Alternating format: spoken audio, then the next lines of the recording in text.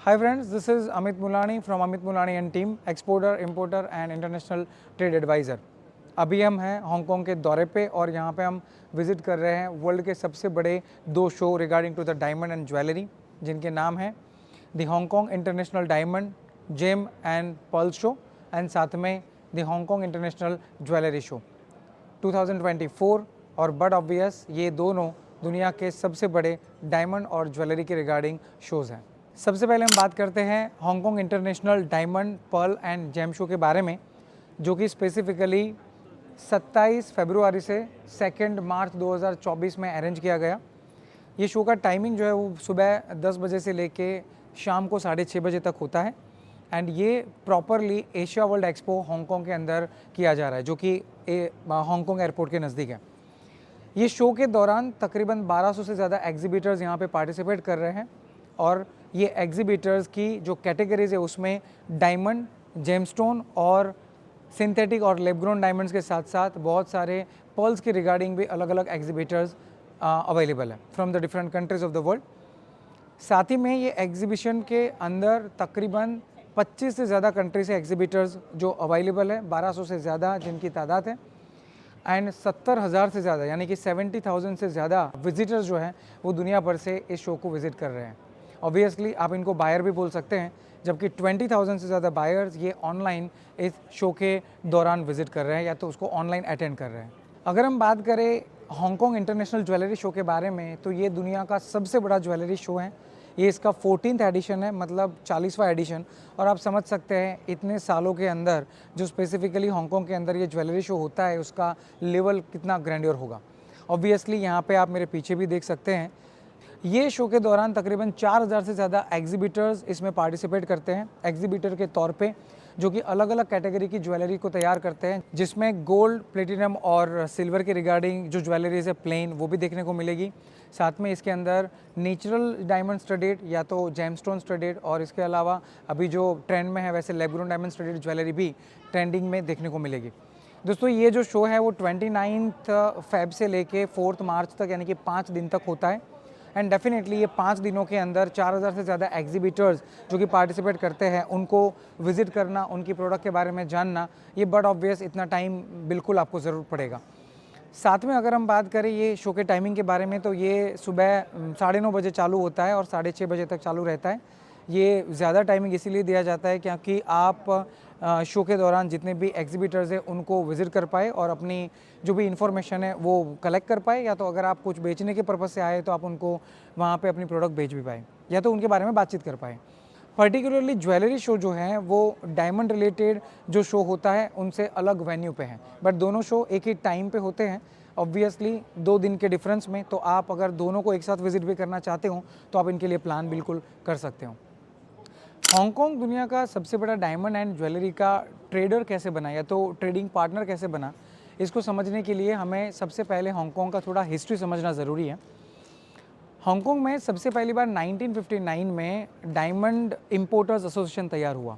Actually 1950 और 1960 के बीच में हांगकांग के अंदर जो भी पोर्ट है इनको ड्यूटी फ्री किया गया, यानी कि अगर आप हांगकांग में कोई भी प्रोडक्ट को इंपोर्ट करें तो इसके ऊपर कोई भी तरह का इंपोर्ट ड्यूटी नहीं लगेगा। इसी बात को ध्यान में रखते हुए स्पेसिफिकली ये डायमंड की रिगार्डिंग जो ट्रेड है वो यहाँ से चालू हुआ। धीरे धीरे 2000 तक ये जो एसोसिएशन था उसको नाम चेंज करके डायमंड फेडरेशन ऑफ हांगकांग कर दिया गया और आज की डेट में भी ये डायमंड फेडरेशन ऑफ हांगकांग जो है वो डायमंड को ट्रेड करता है। एक्चुअली डायमंड जब से इंडिया से या तो दुनिया के अलग अलग कंट्री से यहाँ पे पहुँचे, ऑब्वियसली अगर हम बात करें डायमंड की तो 90% डायमंड इंडिया बनाता है, तो जब से डायमंड यहाँ पे इंपोर्ट होना चालू हुआ हांगकांग में, तब से लेके धीरे ज्वेलरी के रिगार्डिंग भी इसके अंदर अपडेशन आना चालू हुआ। अराउंड 1970 हांगकांग के अंदर पहली बार ज्वेलरी मैन्युफैक्चरिंग चालू हुआ, बट ऑब्वियस क्योंकि गोल्ड और सिल्वर या प्लेटिनम को अगर हम इंपोर्ट करें हांगकांग के अंदर तो उसके ऊपर भी ड्यूटी ज़ीरो है। साथ में डायमंड, जेमस्टोन या तो अगर पर्ल्स की बात करें तो इसके ऊपर भी ड्यूटी ज़ीरो है। और इस केस में अल्टीमेटली अगर कोई भी ज्वेलरी हम यहाँ पे बनाते हैं तो ये बट ऑब्वियस सस्ता पड़ता है।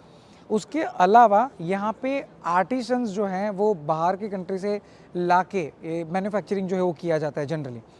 एंड साथ में अराउंड 1970, 1980 के बीच में बहुत सारे लोकल ज्वेलर्स भी मैन्युफैक्चरिंग के अंदर जो भी प्रोडक्ट बनता था उनको सेलिंग करने के लिए तैयार हुए।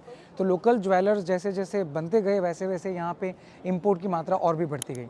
बट अगर हम इंडिया के कॉन्टेक्स्ट में देखें कि पर्टिकुलरली हांगकांग ये सेंट्रल मार्केट कैसे बना, अगर हम फार ईस्ट रीजन को फोकस करें तो देखने जैसी बात ऐसी है कि इंडिया के अंदर से जो कस्टम की रिगार्डिंग जो थोड़ी चैलेंजेस हैं, जो कि मतलब पास्ट टाइम में भी थी, तो वो अल्टीमेटली चैलेंजेस यहाँ पे कहीं ना कहीं आपको देखने को नहीं मिलेगी, बिकॉज हांगकांग ये फ्री पोर्ट है। जैसे आप फ्रीली यहाँ पे इंपोर्ट कर सकते हैं प्रोडक्ट को विदाउट ड्यूटी, वैसे ही यहाँ पे इतनी सारी सुविधाएं अवेलेबल है कि आप दुनिया के कोई भी कोने में बहुत ईजीली एक्सपोर्ट भी कर सकते हैं।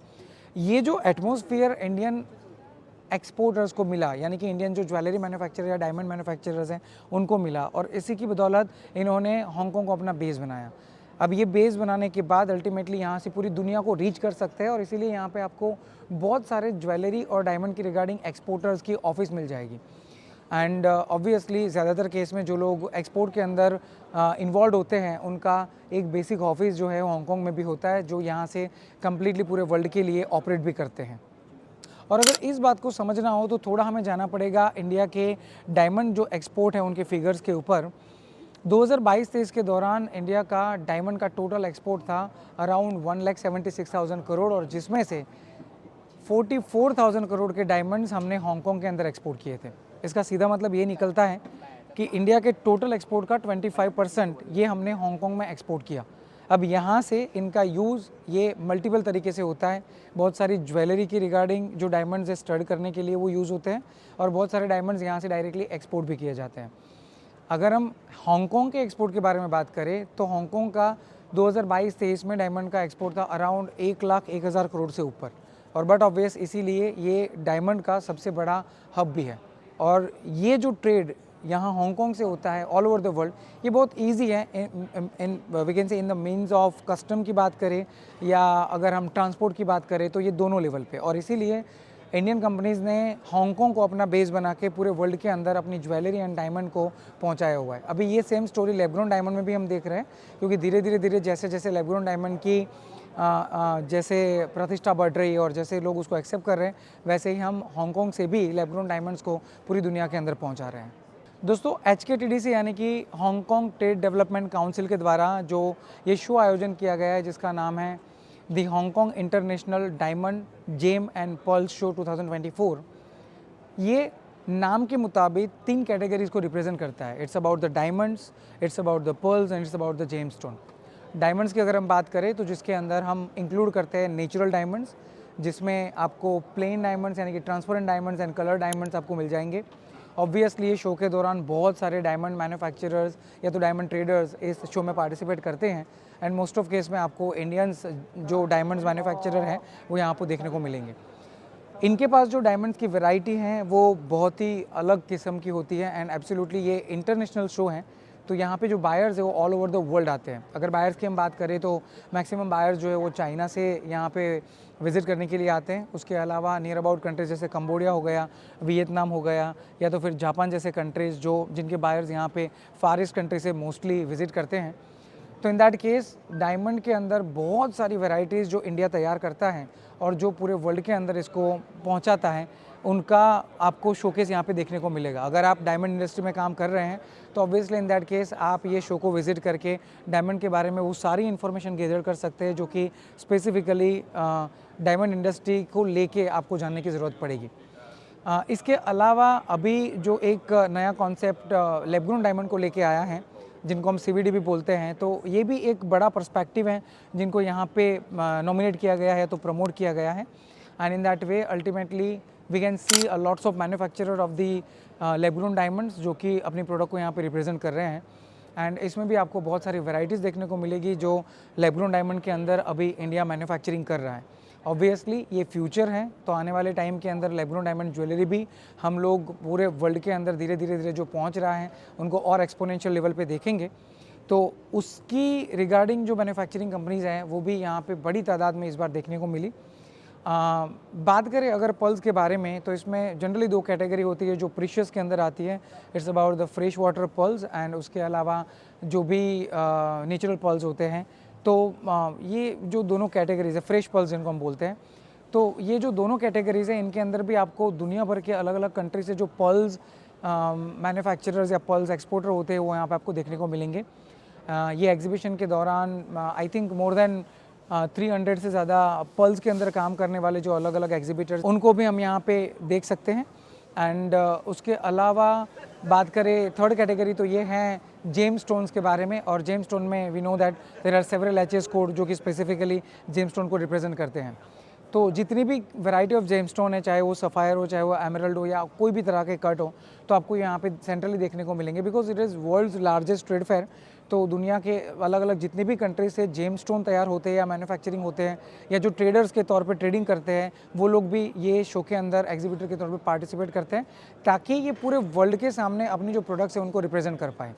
तो obviously diamond James and Pearl show जो है ये भी दुनिया का one of the largest show है। एंड इसी की बदौलत आप यहाँ पे अगर अपनी परचेज़ को लेके या तो सेलिंग को लेके अगर कुछ भी फोकस कर रहे हैं तो इनको टारगेट करके आप इसको विजिट कर सकते हैं। एब्सोल्युटली जब आप इसको विजिट करेंगे तो आपको रिग्रेट बिल्कुल नहीं होगा बिकॉज जिस लेवल पे ये मैन्युफैक्चरिंग होता है या जिस लेवल पे ये ट्रेडिंग होता है एब्सोल्युटली शायद ही कोई ऐसी कैटेगरी होगी जो इस ट्रेड शो के अंदर आपको देखने को ना मिले या तो फिर आप जिनके बारे में जानते हो लेकिन यहाँ पे उसका ट्रेड ना कर पाए। हांगकांग इंटरनेशनल ज्वेलरी शो जो कि दुनिया का सबसे बड़ा ज्वेलरी शो है, ये उसका 40th एडिशन है। जैसे हमने आगे बात की थी वैसे दुनिया भर के जो अलग अलग ज्वेलरी मैन्युफैक्चरर्स हैं वो यहाँ पे आपको देखने को मिलते हैं। उसके साथ साथ जो ज्वेलरी के अंदर ट्रेडिंग का बिजनेस करते हैं ये भी आपको यहाँ पे देखने को मिलेंगे। ऑब्वियसली ज्वेलरी शो की अगर हम बात करें तो स्पेसिफिकली बहुत सारे फार ईस्ट कंट्रीज़ जो हैं उनके मैन्युफैक्चरर्स आपको इस शो के अंदर देखने को मिलेंगे। Mostly Indians you will find out over here. उसके साथ साथ टर्किश या इटालियन, जर्मन से जो कि स्पेसिफिकली यूरोपियन रीजन को रिप्रेजेंट करते हैं, साथ में वियतनाम से, फिलीपींस से या कुछ स्पेसिफिक कंट्रीज़ जो ज्वेलरी मैन्युफैक्चरिंग करते हैं इनके भी बहुत सारे स्टॉल्स यहाँ पे देखने को मिलेंगे। बात यह है कि ज्वेलरी के अंदर मैन्युफैक्चरर करने वाले कंट्रीज़ बहुत कम है। उसमें भी अगर हम बात करें नेचुरल डायमंड्स के ऊपर जो मैन्युफैक्चरिंग करते हैं स्टडेड ज्वेलरी की, उसमें इंडिया टॉप पे आता है ऑब्वियसली। एंड उसके अलावा बहुत सारे कंट्रीज़ ऐसे हैं जिन्होंने पर्टिकुलरली जेमस्टोन की रिगार्डिंग जो ज्वेलरी है उनको मैन्युफैक्चरिंग किया हुआ है। तो obviously in that case ultimately you will identify a number of jewelleries regarding to the gemstone, pearls and natural diamonds जो कि आपको यहाँ पे बहुत सारे स्टॉल में देखने को मिलेगी। चाइनीज़ मैन्युफैक्चरर की जो प्रोडक्ट्स जनरली रिप्रेजेंट होती है ज्वेलरी के अंदर उसमें mostly you will identify silver based 925 jewellery जिनके अंदर बहुत सारे designs and variety you will identify over here.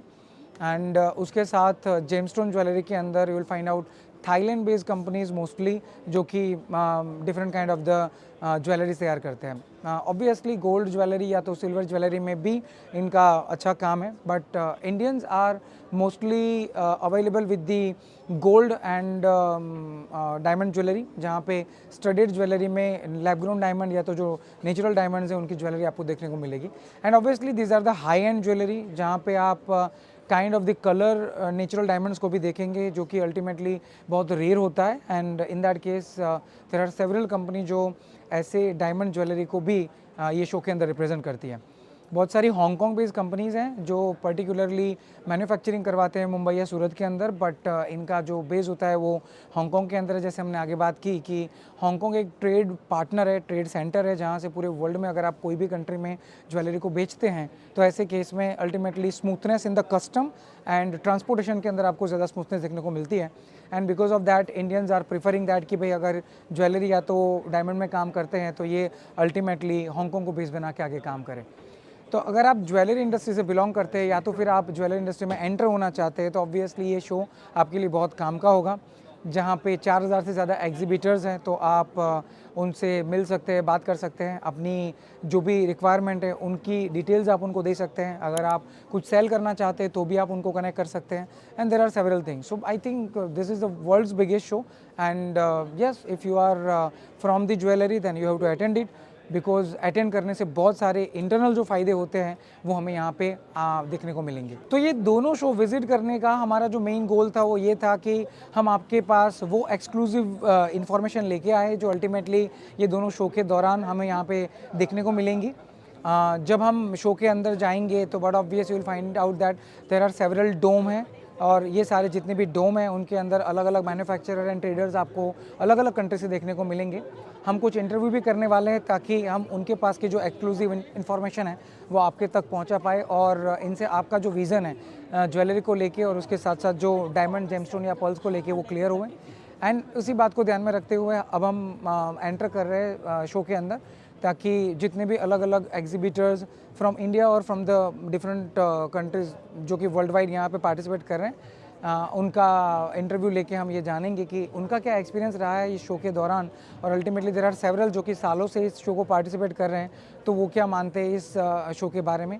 ये शो हमारे लिए अगर ज्वेलरी स्पेसिफिक हो या अगर जेमस्टोन या डायमंड के स्पेसिफिक हो तो कितना काम आ सकता है और आने वाले टाइम में हम इस शो के थ्रू क्या पोटेंशियल निकाल सकते हैं उनके बारे में। तो चलिए मिलते हैं कुछ एग्जिबिटर से और उनका इंटरव्यू लेते हैं ताकि हम उनके बारे में एक्सक्लूसिव इन्फॉर्मेशन निकाल पाए जो स्पेसिफिकली उनकी प्रोडक्ट के बारे में हो या ये शो के दौरान पार्टिसिपेट या तो विजिट करने के जो फ़ायदे हैं उनके बारे में हो। तो चलिए मिलते हैं एग्जिबिटर्स को और बात करते हैं उनके साथ regarding to the product category, show information and also the benefits of this show. Amit Milani and team, India's best export-import business trainers.